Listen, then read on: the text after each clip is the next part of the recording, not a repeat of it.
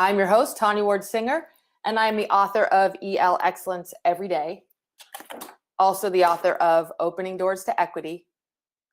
And we're here today to talk about EL Excellence, and specifically 6 essentials, mindsets, and actions you need to teach and lead for EL Excellence. So in this webinar, as you know from the registration page, you will learn these 6 essentials, have an opportunity to self-reflect on strengths and challenges, and get inspired to improve your teaching and leadership for EL Excellence. Thank you so much for being here. And I know some people will be watching this recorded. So for those of you who are watching recorded, what I want you to do is every time that I say, hey, put something in the chat box, I'm going to engage the live participants. Every time I do that, pause, write, and talk to the people that you're watching this with, or if you're by yourself, just pause and write, and then resume the webinar to continue. That's going to help you get the most interactive experience, as close to the live experience as possible. All right, everyone who's here live, let's get started. I want to ask you this question. What do you most urgently want to impact in the next year of instruction? So think of the students you reach, whether you teach kids directly, kids, adolescents, any age of students directly, or whether you lead change at the site level, at the district or regional level. What is one aspect of student learning and agency you most urgently want to impact? Please type a word, a phrase in the chat box.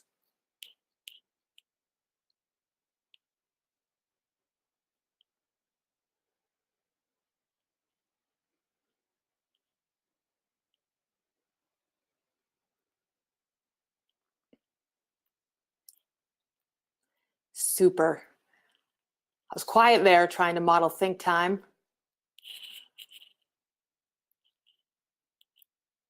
In a live event, this would be a think, write, pair, share, but here we have them streaming in quickly down the chat box, and you can see so many people answer this question with aspects like joy of learning, self-agency, we have academic success, address long-term English learners, effective expression, confidence.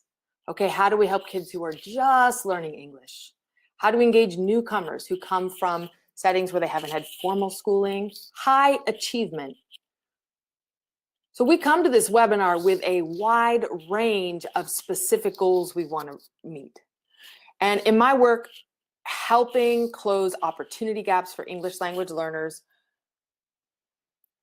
I tend to focus a lot on where there's the greatest urgency and greatest need, which in many places is around students who are potential long-term English learners. A lot of students tend to get stuck at that expanding to intermediate level, and it's how to ensure every kid has access. Obviously, the needs of multilingual students and the gifts and assets of multilingual students are widely diverse as the gifts of every human in the world. So it is absolutely impossible to focus on one single solution for any child. I'm overgeneralizing when I use the term English learner, and I'm using that term, which is used a lot in the United States, even though we are shifting as a profession to saying more multilingual, which is very important. So multilingual really focuses on the assets and the agency for multilingual learners and biliteracy and multiliteracy.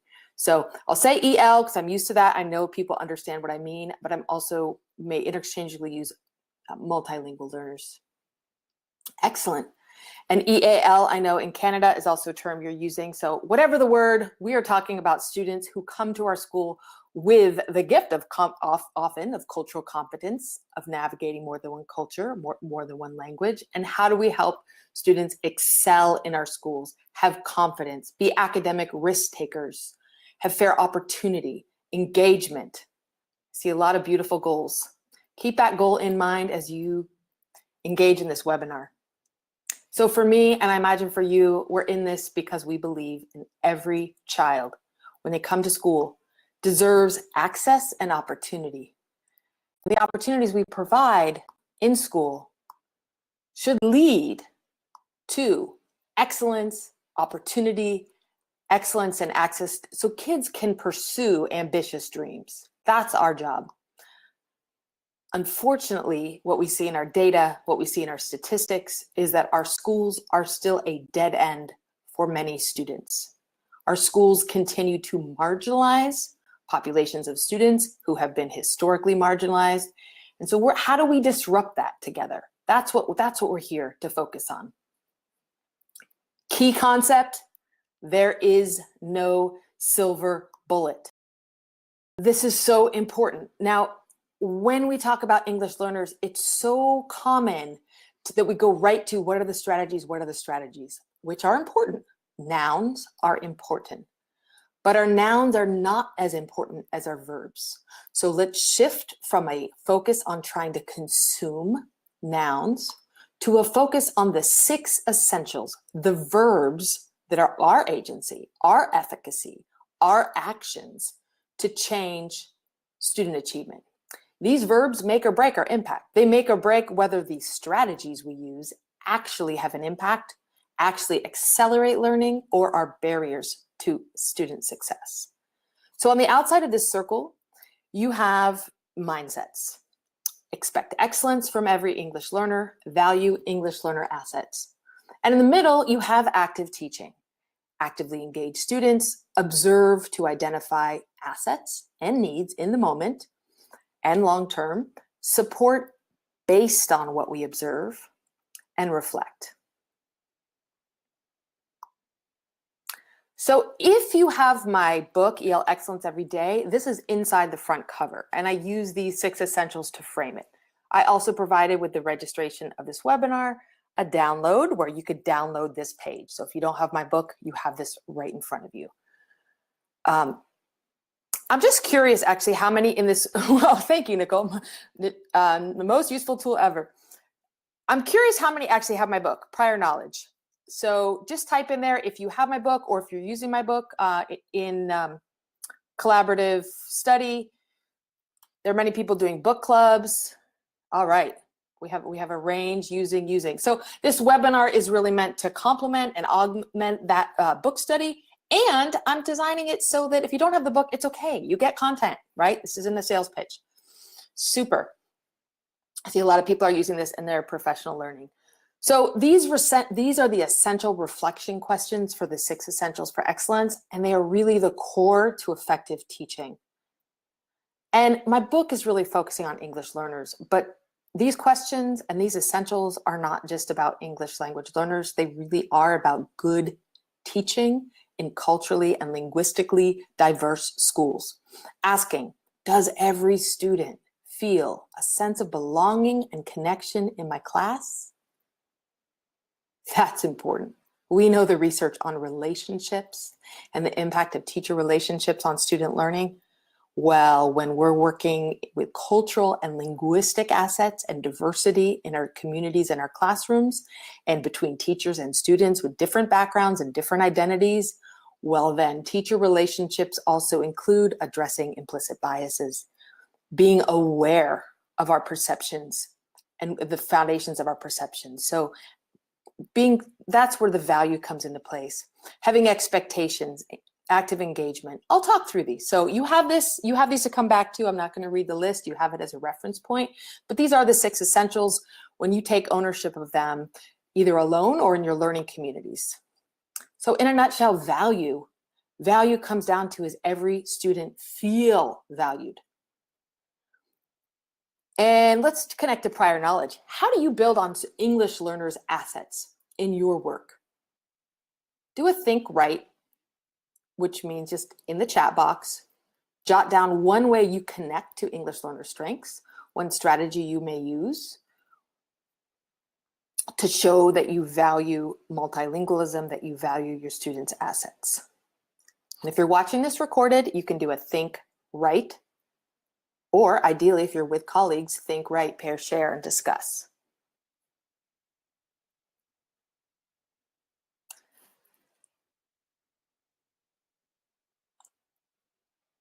So checking on your prior knowledge, which is actually one way to value students' assets, right? I'm doing it right now, asking you what you know instead of just talking at you, right? We have know about students' backgrounds, listen to what they are saying. That's profound, right? That doesn't mean you have to go and study every generalization about cultures. It's listen to your own students. What do they say? Have them share their stories, where they come from. Excellent. Ask them questions, connect to primary language. And I'll add to that specifically using cognates, letting students speak in their primary language to clarify concepts, value the first language. Community walks, absolutely. Get into the community. Cognates, words that sound similar, learning their home language, right? I have a blog on this, 10 ways to value EL assets, on my site, tonyasinger.com, but also in my book, in chapter 2 on mindsets. There are many specific ideas of how we value. All right, smile, use words and phrases from their language to know we care about them, absolutely. And be a risk taker. If you don't, I mean, I'm fluent in Spanish and I speak a fair amount of Mandarin. Actually, no, I'm only fluent in the marketplace to negotiate for food, but I taught English in China. So being a risk taker to just try and fail in a language in and of itself is powerful. Excellent. Allowing students to use media to empower communication beyond the text. Thank you so much for your excellent ideas. So another mindset is expectations. This is what I'm really passionate about. I'm a big advocate for high expectations for multilingual learners. But the thing is, it's not enough to sort of preach high expectations. It's fair to say that we agree that high expectations are important. But like when I started teaching, I had high expectations. However, my students were performing terribly low. And so there was this incredible gap between what I wanted to believe they could do and what they actually could do in the moment. So I provided this safety net of scaffolds. I lowered the intensity and challenge of my tasks. I lowered the complexity of my language. I made everything easier to protect them from failure. And in the process, I built a wall that kept my English learners from accessing core. I'm curious if anyone on this chat can identify with that experience, where good intentions to protect students from failure, good intentions to help struggling learners can sometimes get in the way. Or maybe you've seen this where you have English language learners and they are so used to having a sentence frame to speak that when you ask, they're silent. Now, it's very different if you are first year in this country, first year learning English. But I've seen this with kids who are in 8th grade and have been in learning in English since kindergarten, relying on a sentence frame, because sentence frames have been part of the teaching of English learners for all of these years. Reading your reflections in the chat box, I was told to simplify text. Most EL curriculum that I'm still finding on the market is simplifying text. And this is a real challenge. It's powerful in terms of kids accessing text they can read independently, but we have to engage English learners in reading complex texts to make high expectations a reality. Yes, all right. This is why I'm here, how to solve this challenge. I will do follow-up webinars on strategic scaffolding, in fact, an online course, because that is such an urgent need and it takes nuance. But these essentials are at the core. Yes, differentiate scaffolds, absolutely. So how do we do that, right? Let me jump into the center of the circle for active engagement. Okay, so what we do is we engage students. And as we engage students in conversations, in close reading, in making meaning from texts, in engaging in productive struggle to figure out complex math problems, we engage our students. We give them opportunities for risk. We observe. Lean in, listen to the strengths they bring to that conversation. Read for the strengths they bring to their writing. Look for the strengths they bring to their annotations of texts. And then the supports are based on what we observe. This is a little graphic from my book that is throughout the book in many ways. And this really gets at the core of strategic scaffolding. Right in the middle, if students are actively learning through challenge, keep that sweet spot. But if you notice, if there's struggle, right? You structure, think, pair, share, and everyone does think, pair, stare. Silence, crickets, right? You go, okay, I need to increase my scaffolds right now. I need to model. Let me bring in that sentence frame. Let me make this happen. But if kids are really successful when I provide a sentence frame, then I need to reflect, wait a minute. Are they engaged in challenge, or am I making this too easy? And sometimes I don't know until I take away that sentence frame, I take away the scaffold, I let them struggle, and I watch. I take a risk that maybe this lesson isn't going to work. I take a little risk and engage them in something tricky. So so if I see that students' responses are predictable, or they're all just copying my model, that's a clue not to model or to erase the model, right? If they're not thinking, if they're not problem solving. So one of the most urgent shifts we have in our field is to shift from over scaffolding to creating opportunities for students to take risks. Because back to the goals many of you set, confidence, risk-taking, self-directed learning, we can only create that opportunity if we step away from always modeling and guiding and create opportunities for students to engage. Of course, then reflect is this last essential that is absolutely critical. That's where we reflect, how did my task, how did my scaffolds, how did these things that I did in instruction affect student learning, right? How did it affect their thinking? Like, yay, maybe they all use complete sentences and they're all talking, but I'm still not really sure if they're thinking for themselves or they're just trying to fill out my frame. So I need to test that. I need to take it up a little further. Thank you, Stacy, for your reflection. Love that. Create opportunities for students to take risks. Absolutely. Okay, so let's just take a reflection moment, and I'd like you to reflect on the 6 essentials. Which of these do you feel at this moment in time is one of your superpowers? It is one of your greatest strengths in your teaching or your leadership. Go ahead and type just that one word in the chat box when you're ready. Excellent. So if it's connecting with students, that's going to be value. Okay, yeah, analyzing students' needs, that's going to be observe. Yep, absolutely. Empathy can be a combination of observe and value.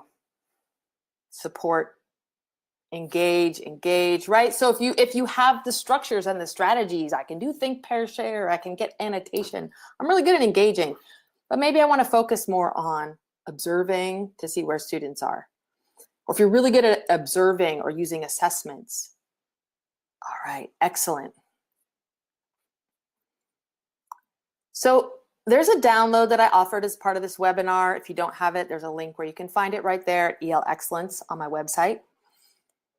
But what this handout helps you really look at is my key point, that if you have 5 of these essentials and 1 is missing, you're not going to get the results you need.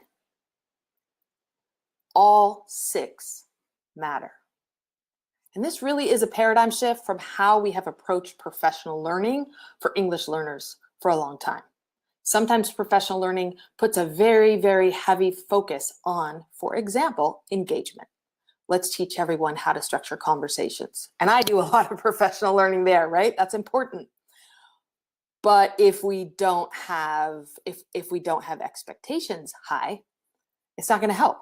So take a moment to look at that page. And as you do, I want you to identify what is one essential that you feel is the most urgent one to bolster in your setting.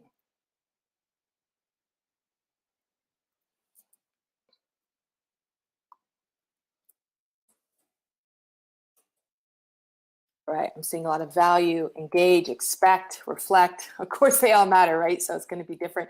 Expect, observe. Expect, yeah. High expectations, this is pretty consistent. Now, our profession is very siloed in a lot of places. And often English learners are pulled out or treated in like separate curriculum that by nature, by definition, is watered down and simplified. So shifting our focus from just how do we provide supports to how do we ensure access to rigorous core is really fundamental. All right, I see students give up as a challenge. So then you look at why is that? Sometimes students give up because they feel devalued. They don't feel like school is affirming to who they are, right? Why try? Yeah, lose hope. I can see that. There's also stereotype threat that can happen. So be curious, be in inquiry together about how do we shift? How do we shift in these essentials? The silos.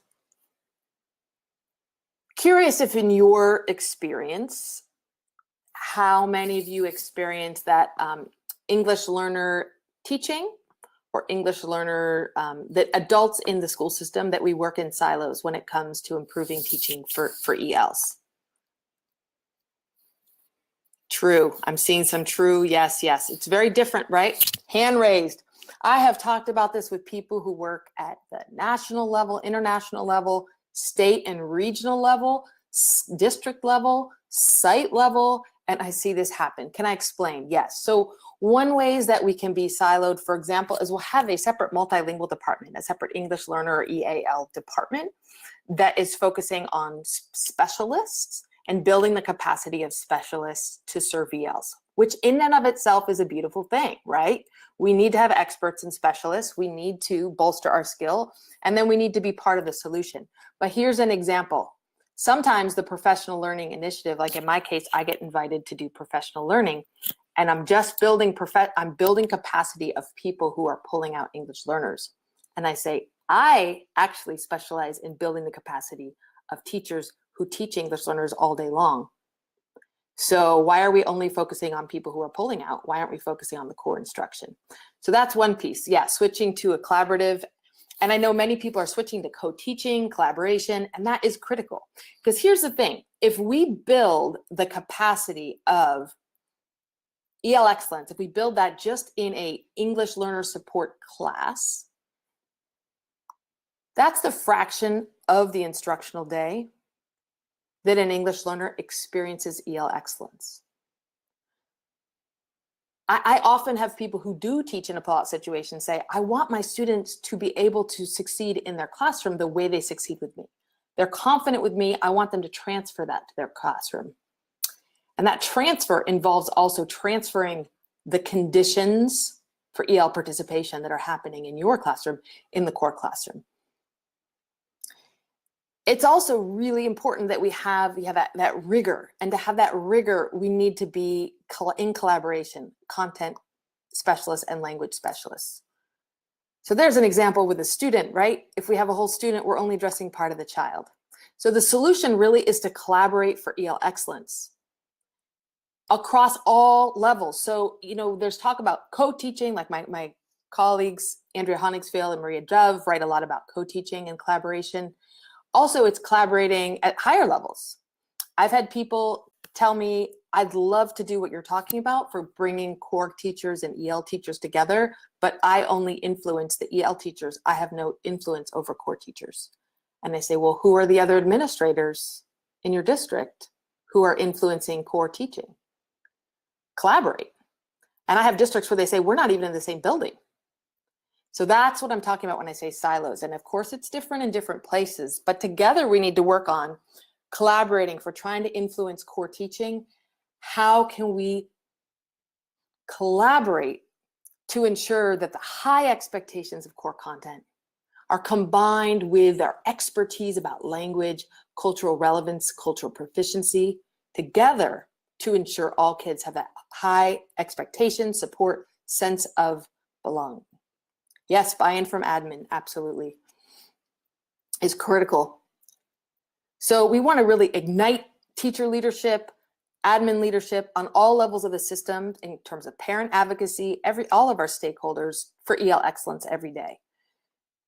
I don't know if you're familiar with Hattie's research. It's not specific to English learners, but I think what's fascinating about this, where he quantifies the impact size of different strategies, the one that is absolutely off the chart is collective efficacy, collective teacher efficacy, where together we set high expectations and we engage our students, we look at data, and we use what we learn from our data to change teaching. It is consistently how we make shifts.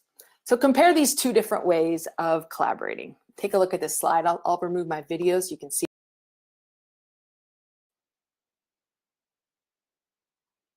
Now compare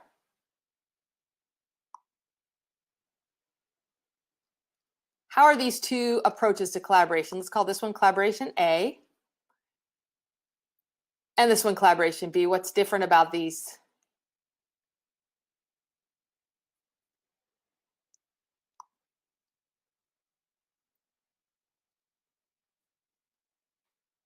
Different mindsets, right? This one is just help me. Oh no. And we have the expert. It's like, I know everything and I'm going to tell you and I hope you listen. Nope, I'm not going to listen, right? The agency is just in the hands of the expert, quote unquote. Whereas here, there's collective efficacy. We are all part of the solution. So if you are in a role of leading professional learning, organizing professional learning, coaching, supporting colleagues to be effective with English learners, it's important to shift from this approach, which you may not even want this approach, but maybe the people expect it of you. Hey, present at our staff meeting. You have 5 minutes. Go, teach us the magic. It's like, oh, honey, it's not going to work that way. Let's collaborate around a high expectation together, get clarity about our goals, right? Teamwork, super. So to collaborate for EL excellence, we take the same 6 essentials and we add co. Let's collaborate, right? So we co-expect, we co-clarify what success looks like. We co-engage and support, meaning we plan together what active engagement are we going to structure to help students meet that specific expectation?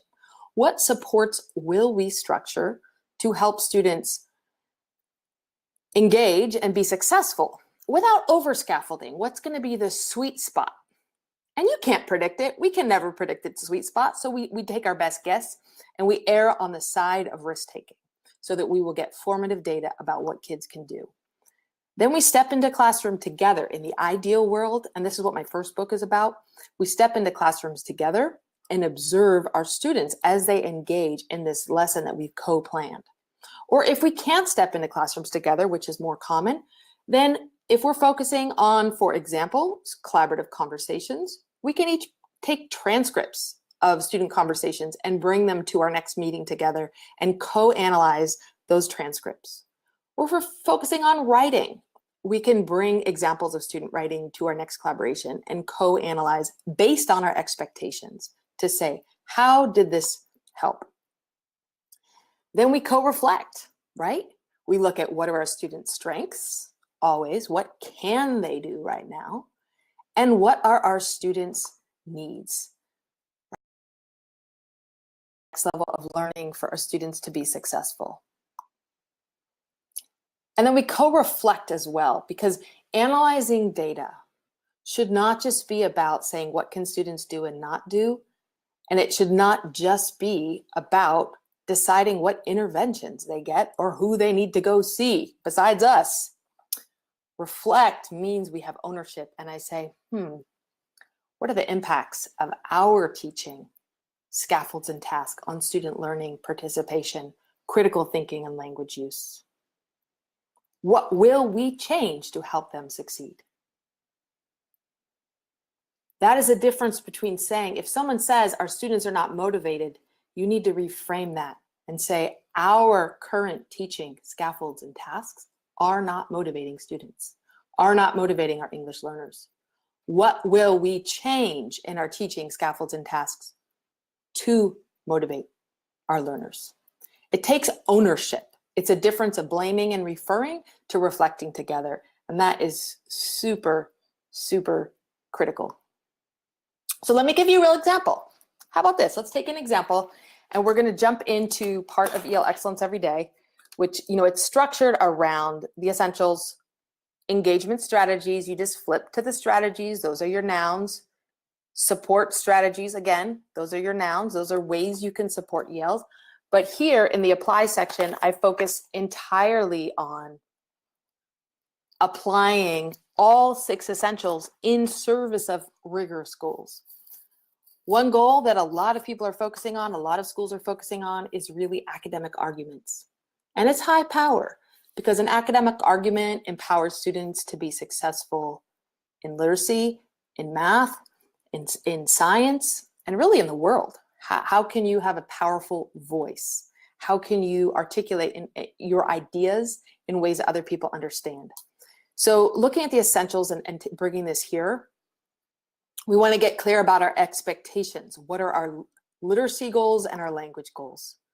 So for example, if I want students, in this case, to write a paragraph where they're going to have a claim, text evidence, and explanation. Those are my goals. And it's helpful to take, if you have a standard, depending on whatever standards you're using, that's just written in general terms. When you co-clarify expectations together, you create an exemplar of what success looks like. Or you bring samples from your class and go, I think this is grade level. What do you think? And we come to a shared understanding, teacher clarity of what success looks like. That's a powerful and important piece of our professional learning together for EL excellence. We also expect language, right?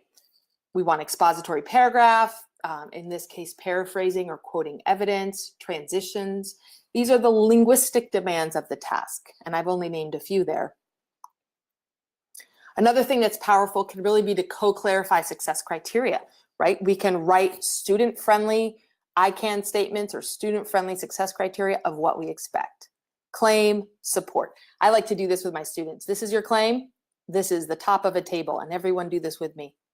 What happens if your table has no legs? So you need to support with text evidence and explanation.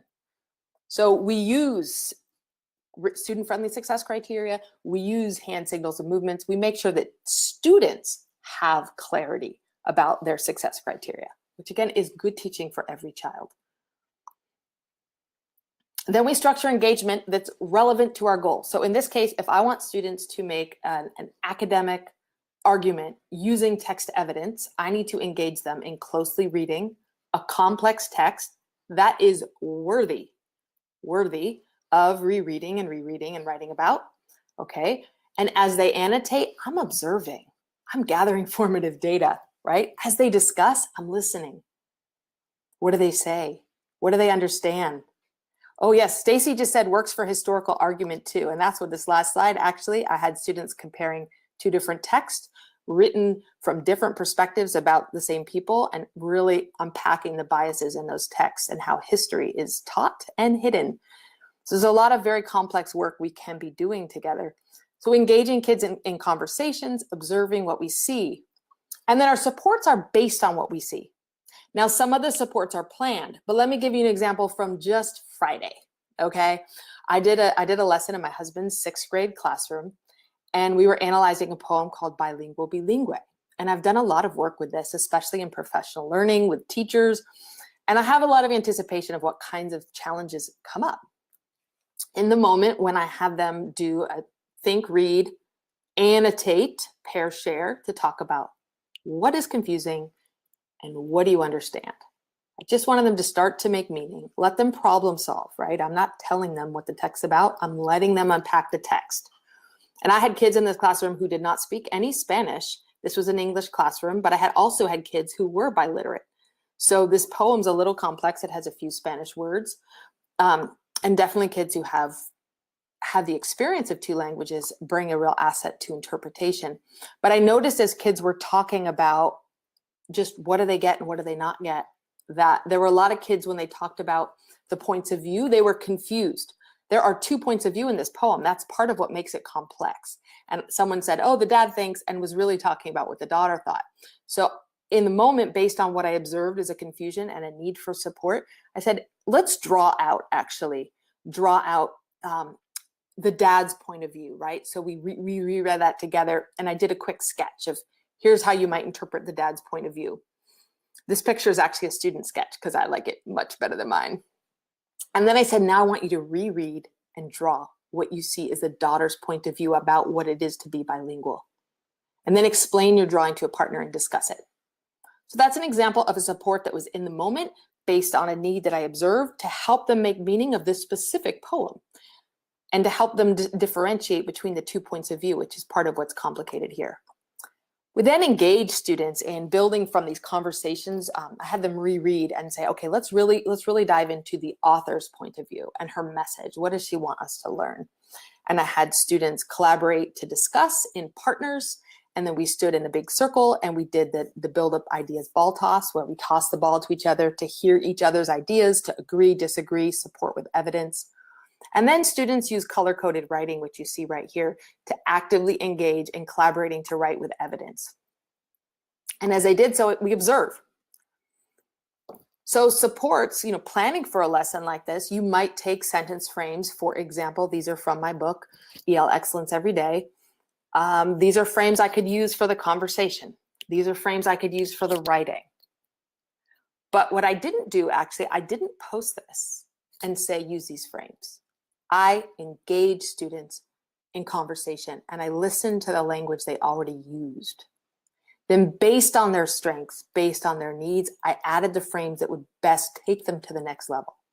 So that is the key. That's a difference between nouns and verbs. Instead of just taking the nouns, taking the sentence frames and putting them up there every time. Engaging, productive struggle, listening, and then providing the supports that are needed. And on Friday, what that meant was, as students were writing together, I was specifically looking to see how do they incorporate the quote, right? Because you make your claim of what the message is of the poem, and then you have text evidence. Well, you don't just put text evidence. You say like one example, or in the second stanza, or when the author writes. There's different ways we embed evidence. And I walked around and I noticed many students were doing a great job, and a few students were kind of stuck there. So I paused and I called on the many students who had done it. I said, could you read your sentence where you use text evidence? And what they shared were really like what you see at the front, like one clue that shows me this is, or when the author writes this, right? So I use their strong examples to help their other kids in the class get unstuck. And it just flowed into the conversation of the classroom. Thank you, Jennifer, for your reflection. A lot of teachers are stuck with the sentence stems they use. They're not using sentence stems to expand student thinking. Such an important reflection right there. I'm curious if anyone else has that experience, where we get stuck on our sentence frames or they kind of hold students back. So definitely a powerful way to shift that is to engage kids in conversation without a sentence frame first, observe, and then bring in the frame to support them. And always reflect, what are the impacts of our teaching, scaffolds and tasks on student learning, critical thinking, and language use? Yeah, excellent, Rebecca. We have to be intentional about the purpose of using sentence frames. Thank you for adding that. Is it for productive conversations or to generate a list, right? Sentence frames are great. They can help a lot. And if you teach emerging ELs, I know some people wanted to focus on emerging and newcomer ELs. Absolutely. They are so powerful and so helpful. And they help us move from being totally silent in a new language to actually participating. So they're good. Sentence frames can be great too for fluent speakers who are highly proficient in all the academics, to help them use language in a new way, right? They're good. It's just a matter of knowing when to take a scaffold away. Absolutely. Thank you, Mary. Mary's pointing out that a lot of teachers struggle with when to take a scaffold away. That's why I really am thinking about doing a whole online course specifically on strategic scaffolding, because that really is at the heart of applying the essentials into action.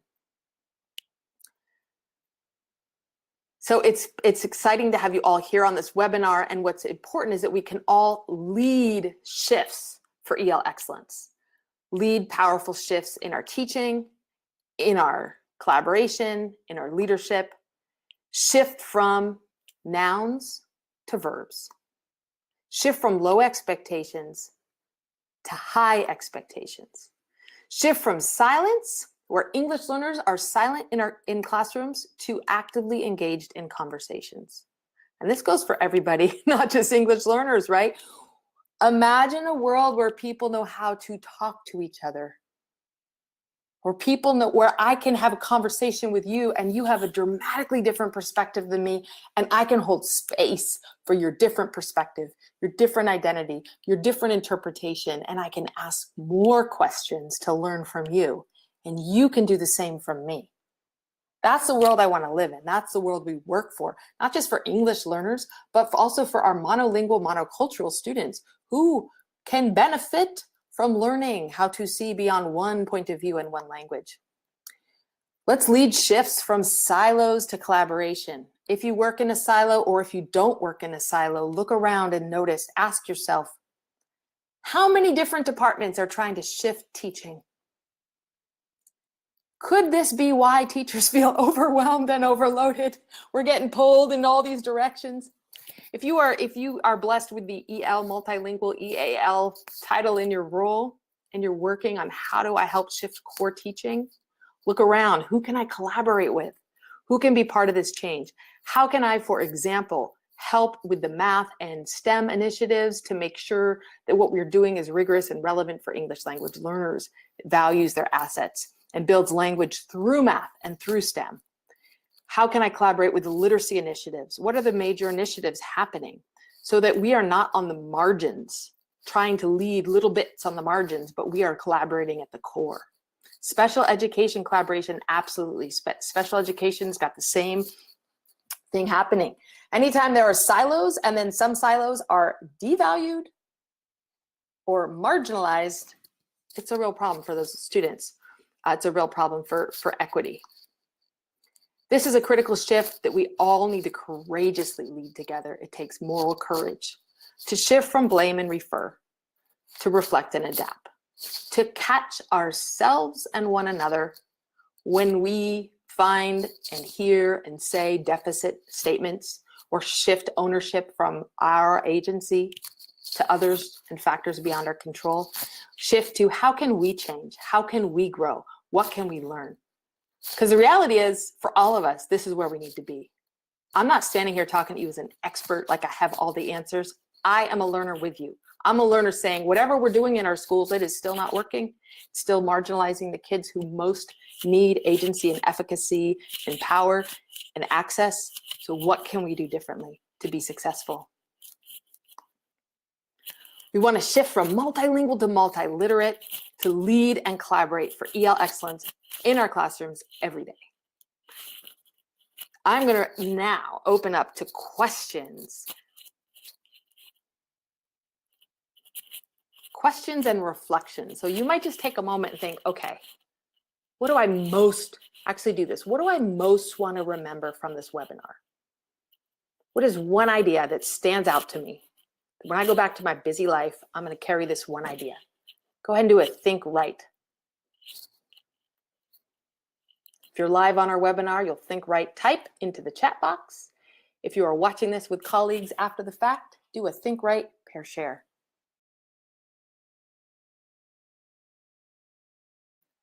I have a request from Michael to say a little more about courage from the student's point of view. To shift to risk-taking, don't students need courage? Absolutely. And as teachers, we need to create a space where we expect and welcome courage, right? So if I expect risk-taking, for example, one way I do it, let me give you an example, with reading. I do a lot of reading of complex texts, right? I don't expect perfection. I say, I want you to read, circle what's confusing, and be prepared to talk with someone about one thing that's confusing. I create a safe space, in other words, to say, I don't actually know it all. I don't actually have all the answers. The other thing that helps with risk-taking, it does help to sort of be the tough person saying, guess what? Everyone's going to talk in this classroom. So I structure think, pair, share. I structure numbered heads. I structure peer conversations. So sitting and getting is actually not an option. That helps a lot in middle and high school where, you know, if it's just left up to volunteers, there's an added social factor of like, I don't want to be the one who looks like I'm trying too hard. I'm supposed to act apathetic or whatnot. So creating that culture where in this room, everyone participates and, you know, you can look at your friends and go, it's not my fault. She's making us all do it.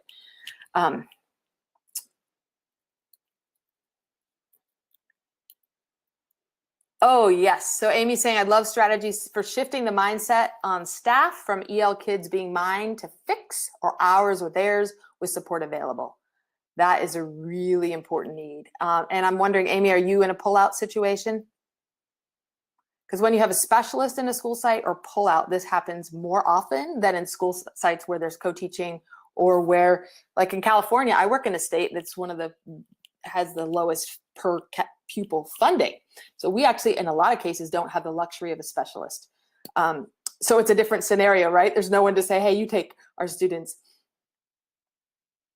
So how do we help everyone have a shared sense of agency? Absolutely. One of the ways that we can collaborate for agency and efficacy, honestly, it's to be in professional learning communities. I know that word has different meanings in different places. To lead collaborative inquiry together. And it has to be with the mindsets of high expectations and valuing assets. It cannot be just let's meet, look at data, and sort kids. So that's often the place you need to notice is that's happening. If looking at data together becomes a sorting kids process, that's a problem. But when you collaborate to look at student work, I've had many, many, many situations of facilitating that collaboration where teachers, for example, I had a 6th grade teacher who doesn't think of himself as an EL expert, had a pull-out specialist serving his kids for ELs, but I had every grade level collaborate around argue and justify with evidence, bring in student work, and then we analyzed the student work that's at grade level, approaching, and far below. I had the teachers bring in student work from English learners, and we looked at it and said, okay, what is it that makes this English learner? What do you notice about their writing? And I had the teacher reflect, you can just tell they're English learners. I said, how? Their writing's choppy. Be specific. What do you mean? It's just choppy. And I said, well, show me. Show me an example of a kid whose writing is not choppy. So we compared together at grade level and approaching. And in that moment, he had this big aha. Oh, it was very specific. The only difference was the one that wasn't choppy. The student, after giving text evidence, said, this means that, and explained it. The English learner explained it as well, but didn't have that transition or that referent. This means that. So as soon as that 6th grade teacher saw specifically related to his goals and standards he was teaching all kids, what English learners in his classroom specifically needed, it was like, I can teach that. So I've seen that happen again and again and again with teachers when they are in the collaborative inquiry around high expectations, and then specifically look at English learners asking, are they participating and how? How is their participation different from other students in my class? What are their specific assets and needs? And it varies, right? If I have an emerging EL, it's a very different thing.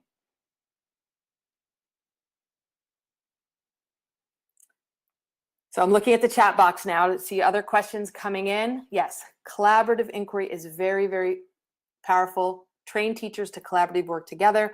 And the thing is, it's not enough though. Here's where we need your agency. I know we have a lot of EAL specialists and English learner specialists on this webinar. Your expertise in cultural relevance, awareness of bias, this is where equity work is critically important. Notice, it's not enough to just train people in data inquiry and collaborative inquiry. If you do it with a colorblind, race blind, language blind, culture blind lens, there is great risk of planning with low expectations, right? Looking when kids, or when we look at data and we see that kids are underperforming, shifting right to blaming parents or looking to the EAL specialist. So that's something you need to look for and disrupt very intentionally, and then address the mindsets. If you look at my blog, I do have a blog series on race and teacher expectations that I wrote to address a need that I see that's huge, huge in the field. So I'm going to take a few more questions here. Someone says, are you presenting at ASCD in Chicago? Not this year. I'm not going to be presenting ASCD, but I'll keep you posted if you follow my blog on upcoming presentations.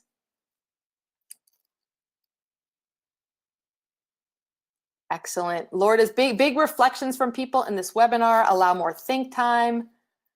Love this shifting mindsets.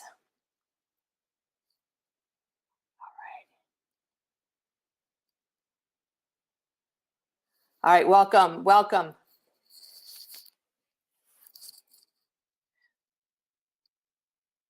So I'm going to ask, what are your greatest challenges? Now, as you leave this webinar, what do you anticipate is the absolute greatest greatest challenge to apply the 6 essentials in your setting?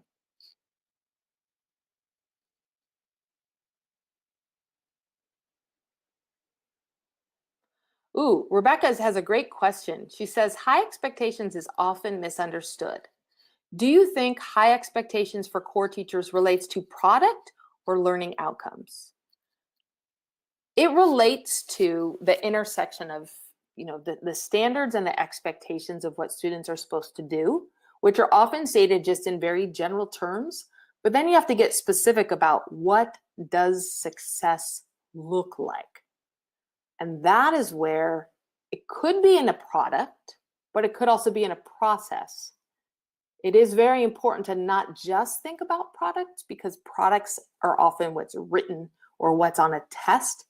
If your goal is oral academic language, which is so important for English learners, well, then your product is the conversation, right? So make sure you're looking at the conversation. If your goal is self-directed learning or students persevere through productive struggle, what that looks like is students, when faced with a challenge, trying again, right? So we need to ask always, whatever the goal is, what does that look like? What does that look like? And get clarity together on that. So I hope that addresses your question about expectations. I think it's also important to really synthesize expectations. I'm a synthesizer. I think that's important in this field because there's so many competing initiatives and curriculums and frameworks and everything. But if you look at the intersection and say, what my content goals, what language do I need? We add social emotional learning and student agency and student belonging, put all of those elements together, right? We can always find an urgent call to action, an urgent vision, a shared vision for student excellence. And from that place, that's where we collaborate for EL excellence, not in a separate silo. Not just like we're teaching language as if, language cannot be pulled apart entirely from content. Yes, I can teach a mini lesson in how to build up ideas together in a conversation. Yes, I can teach a mini lesson in how to use past tense verbs effectively and have you apply that to revise your writing. But that, let's take past tense verbs, is more powerful if I'm working in the context of helping students retell stories or helping students write powerful historical recounts, right? In that context, I'm teaching how English works so that you can be successful with that much higher goal at the intersection of content and language. Ooh, exciting. Gloria says, I changed title, job description. It's made a huge difference in the hiring process. Ooh, tell us more. Tell us more. Yes, ESL coaches. Yes, absolutely. A lot of districts are making the shift from a specialist who works with small groups of students to instructional coach. And so, for me personally, I made that shift myself. I was an EL specialist. I was a bilingual resource teacher. And I worked in a school that had 550 English learners. So I knew directly serving kids to meet all the needs was not going to be the greatest bang for buck. It wasn't going to be the biggest way to have impact. I needed to coach. I needed to lead professional learning. I did the same thing. I was a reading specialist for years in a school that had a lot of English language learners. And I did pull out. And let me tell you, that was a sweet job. I love working with small groups of kids. I mean, what's not to love? But I'm not in it just to make it easy for myself. I'm in it for impact. And that is why I started doing the harder thing, which is, ooh, how can I influence the other 5 hours of instruction that are happening for this child? Because no matter what I do in this little 30 minutes, I'm not going to help the student really succeed until I influence the whole instructional day. Exciting to see in the chat box. Let me see if there's any other questions. There's a lot of dialogue going on in the chat, so be sure to read and engage with one another.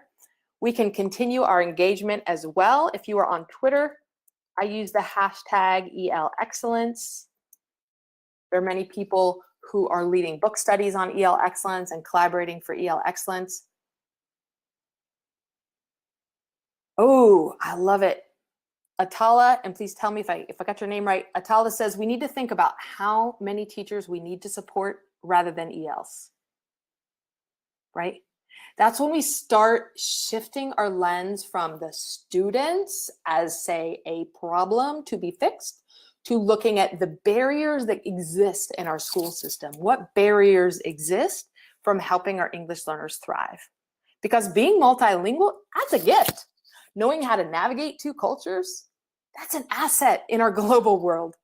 So how do we disrupt the barriers in our schools, disrupt the barriers in our approaches that are getting in the way of multilingual excellence? How do we collaborate and then provide the supports, the real supports that some students need if they haven't had the literacy, they haven't had the language, and they need that extra boost and emphasis to thrive? Excellence, Tamara's saying, not only at schools, but central office. And you know what? It's not even just education. Look at our world. We have to shift mindsets from marginalizing, separating us and them, to collaborating really for collective efficacy and for a better world. Truth. All right, I'm going to stay on for any questions. I'm wrapping up here with content. We've got just 4 more minutes of this webinar. If there's any other comments, questions, I'm open.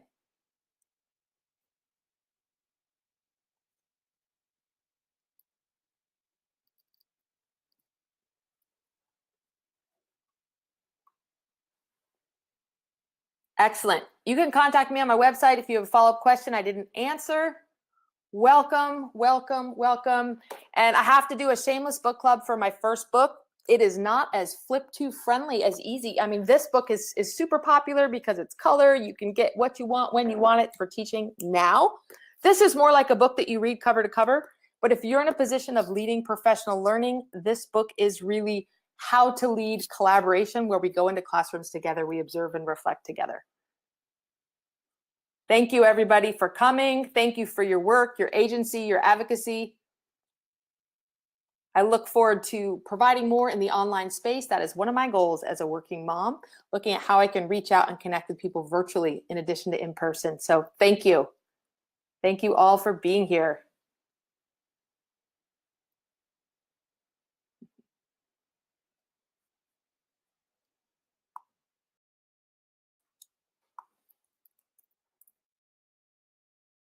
Muchísimas gracias. 谢谢你们.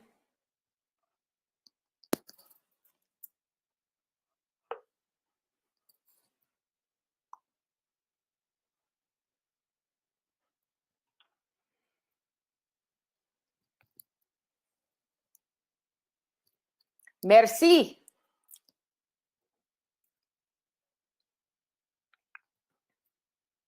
When I get this live webinar posted, I will follow up so you have a link you can share.